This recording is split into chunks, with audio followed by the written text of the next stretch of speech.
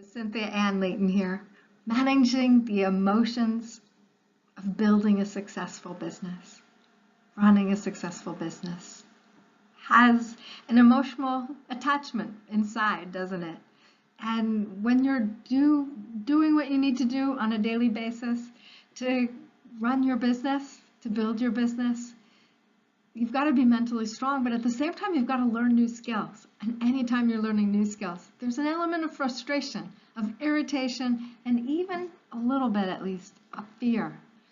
Fear of the unknown, or fear of a new skill not really working out for you, or simply just uncomfortable situation with those new skills, such as for me, looking right at you and talking. That's a bit of a gap right now, a little gap. I'm trying that by just recording this, by saying hello. And I'm recognizing that it is a thing about being mentally strong, but it's also a thing about learning. I studied the psychology of learning. That's one of my degrees. And anytime that you're learning new skills, there is an element of frustration.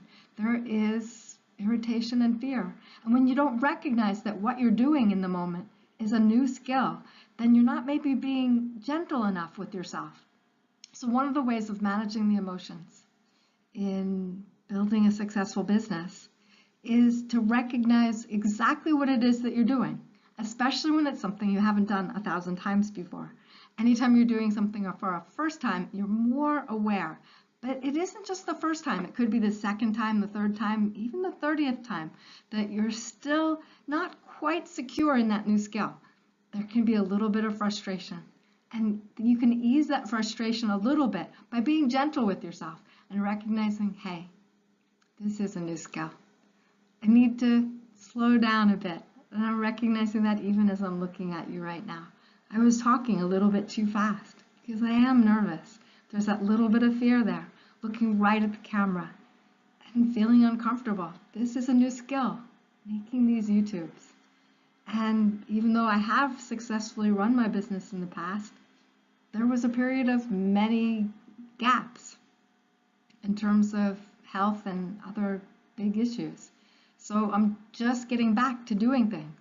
I'm learning to make webinars, and by learning to look a little bit at the camera there while reading my webinar slides and getting a little bit better as I practice, I decided it's time to look at the camera and dare to speak from the heart. And I'm terrified, but at the same time, I'm really eager to help people. So I want to say that you can do a lot of the skills you need to do for your business. And when you allow yourself to gain those skills, by giving yourself a little bit of compassion, it helps. It helps you to be mentally strong, it helps you to tough it out, and it helps you to actually do better at the skill.